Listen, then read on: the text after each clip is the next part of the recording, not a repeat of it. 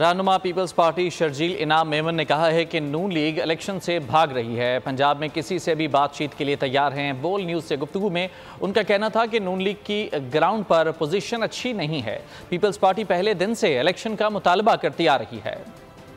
M Q M کی یہ سیاست رہی ہے، آپ کو پتا ہوگا کہ لسانیت، فرقہ واریت، تشدد اور لڑائی جھگڑا۔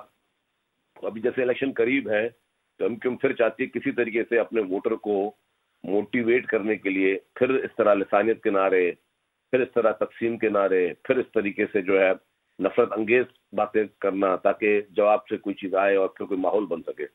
یہ میں بتانا چاہتا ہوں کہ ایم کیو ایم کی اسٹریپ میں کوئی نہیں آئے گا۔ سندھ کی تقسیم کا سوال ہی پیدا نہیں ہوتا۔ سندھ کا کوئی 1 انچ بھی تقسیم نہیں کر سکتا، پورے پاکستان میں کوئی 1 انچ تقسیم نہیں کر سکتا۔ پورا پاکستان الحمدللہ انٹیکٹ تھا، ہے اور رہے گا۔